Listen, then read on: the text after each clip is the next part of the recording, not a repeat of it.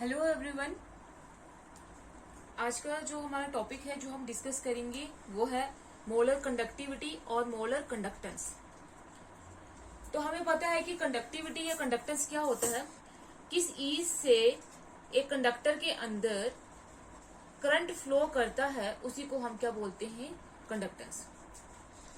या फिर कंडक्टेंस क्या होता है, रेसिप्रोकल ऑफ रेजिस्टेंस।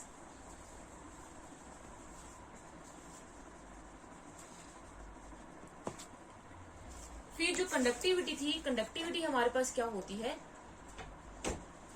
जब हमने सॉल्यूशन जो है वो 1 मिलीलीटर लिया होगा या 1 सेंटीमीटर क्यूब वॉल्यूम ली होगी सॉल्यूशन की, तब हमारे पास कंडक्टिविटी क्या होगी, वो कंडक्टेंस ही होगी।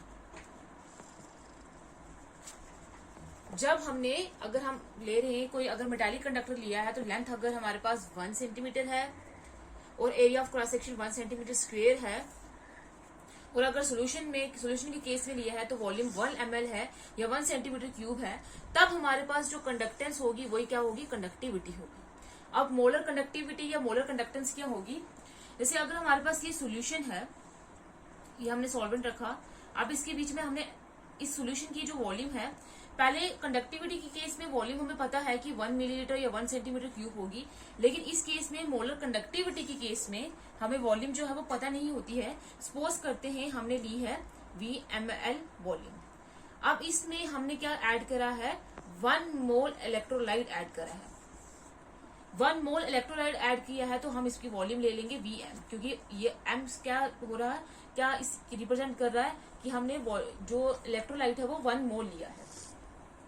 अब क्या होगा, जो ये 1 मोल हमने इलेक्ट्रोलाइट इसमें डिसॉल्व किया है, तो ये जो 1 मोल इलेक्ट्रोलाइट के डिसोशिएट होने से जो आयंस बनेंगे और इन आयंस की जो कंडक्टिंग पावर होगी उसी को हम क्या बोलेंगे, मोलर कंडक्टिविटी या मोलर कंडक्टेंस।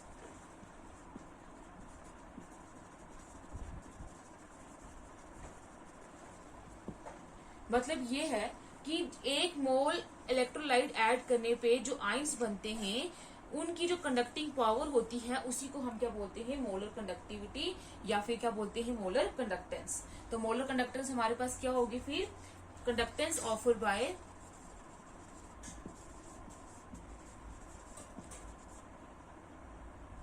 1 मोल, जो 1 मोल इलेक्ट्रोलाइट के जो आयंस होंगे वो जो कंडक्टेंस ऑफर करेंगे वही हमारे पास मोलर कंडक्टेंस होती है।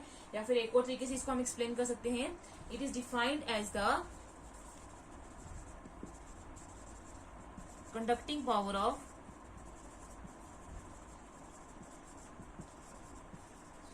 all the ions produced by dissolving 1 mole of electrolyte in a solution। कि जो वो कंडक्टिंग पावर जो आयंस ऑफर करेंगे जब हमने वो आयंस किससे बने होंगे, जब हम 1 मोल इलेक्ट्रोलाइट को डिसॉल्व करेंगे और उसका सोल्यूशन बनाएंगे, और इसको हम रिप्रेजेंट करते हैं लैम्डा m से। m इसलिए क्योंकि हमने 1 मोलर सॉल्यूशन बनाई है, 1 मोल लिए हैं, तो इसलिए हम इसको रिप्रेजेंट करेंगे लैम्डा m से। और इसका फॉर्मूला क्या होता है, इसको हम कैसे कैलकुलेट करते हैं और ये स्पेसिफिक कंडक्टेंस या कंडक्टिविटी से कैसे रिलेट करता है, किस फॉर्मूले से, कापा इंटू 1000 अपॉन C। अब ये जो C है वो हमारे पास कंसंट्रेशन है, और कौन सी कंसंट्रेशन है, मोलैरिटी। तो हम इसको ऐसे भी लिख सकते हैं, lambda m is equal to kappa into 1000 upon m।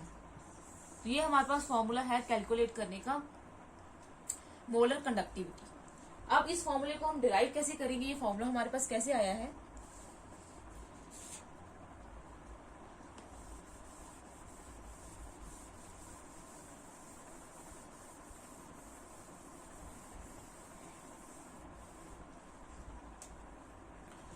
अब अगर हमारे पास सपोज करते हैं सॉल्यूशन है वो हमने 1 सेंटीमीटर क्यूब लिया है, सॉल्यूशन हमने क्या लिया है, 1 सेंटीमीटर क्यूब लिया है।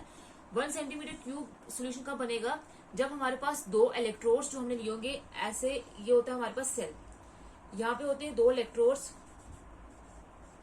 जो बैटरी से कनेक्टेड होते हैं, और यहाँ पे हमने इलेक्ट्रोलाइटिक सॉल्यूशन ऐड किया होता है। ये होता है कैथोड जो नेगेटिव इलेक्ट्रोड होता है, और ये होता है एनोड जो पॉजिटिव इलेक्ट्रोड होता है। जो इसमें आइंस बनेंगे, आइंस की मूवमेंट होगी, नेगेटिव वाले जाएंगे पॉजिटिव वाले की तरफ और पॉजिटिव वाले जाएंगे नेगेटिव वाले की तरफ। सपोज करते हैं कि हमारे पास 1 सेंटीमीटर क्यूब सोल्यूशन है यहाँ पे, या 1 ml ले सकते हैं। इसमें जो इन इलेक्ट्रोड्स के बीच में डिस्टेंस है, जो लेंथ है इन इलेक्ट्रोड्स की, वो हम लेते हैं 1 सेंटीमीटर। और इनका एरिया ऑफ क्रॉस सेक्शन लेते हैं, जो इनका डिप है इलेक्ट्रोलाइट सोल्यूशन में, वो लेते हैं 1 सेंटीमीटर स्क्वायर।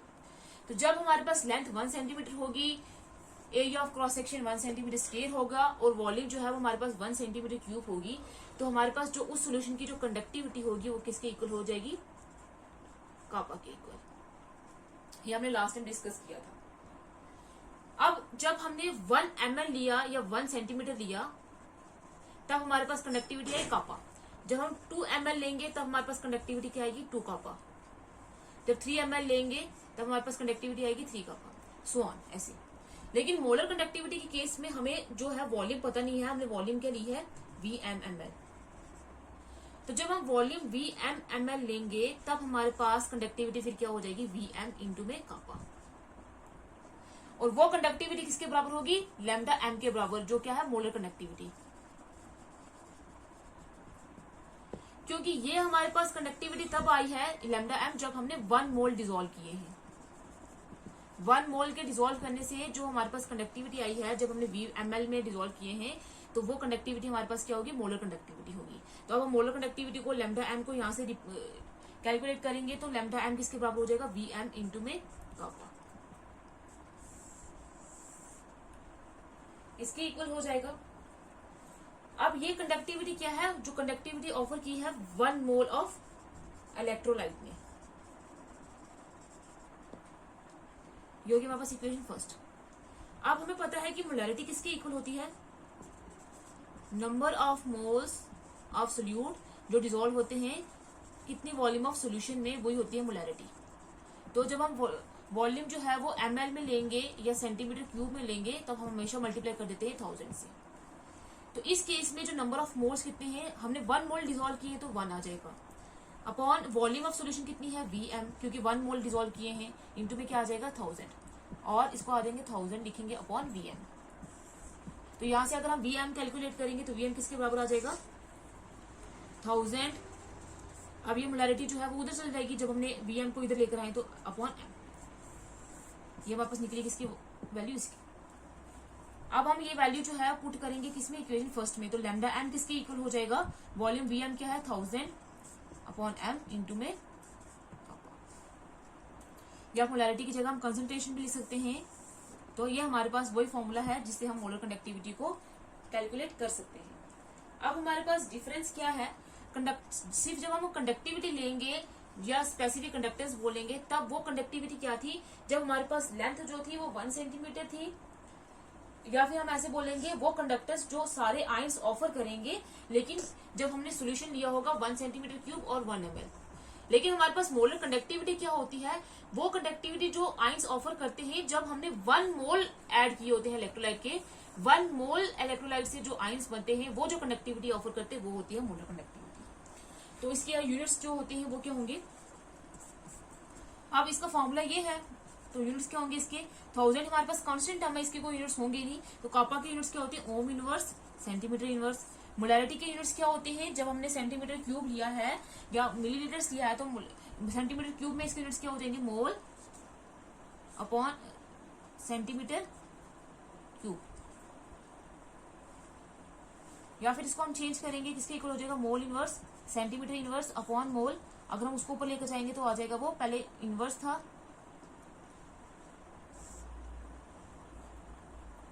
पहले मोल्स पर सेंटीमीटर इनवर्स था। अब जब हम इसको चेंज करेंगे तो आ जाएगा क्यूब। तो इसको कैलकुलेट करेंगे तो आ जाएगा हमारे पास ओम इनवर्स सेंटीमीटर -1 + 3 क्या आ जाएगा? 2 सेंटीमीटर स्क्वायर अपॉन मोल्स। या फिर हम इसको लिखेंगे ohm inverse centimetre square, moles को ऊपर लेकर जाएंगे तो आ जाएगा मोल इनवर्स। तो ये यूनिट्स होते हैं किसके? मोलर कंडक्टिविटी के। अब जो ओम इनवर्स होता है वो हमारे पास किसके बराबर होता है? 1 साइमन के। ऐसा यूनिट्स में जब हमने कंडक्टेंस का देखा था तो 1 साइमन किसके बराबर था? ओम इनवर्स के। तो ओम इनवर्स की जगह लिख देंगे हम Simon centimetre square mole inverse. ये इसकी यूनिट्स होगी। तो ये थी हमारे पास मोलर कंडक्टिविटी, जो कंडक्टिविटी जो आइंस ऑफर करेंगे जब हमने उनका 1 मोल लिया होगा।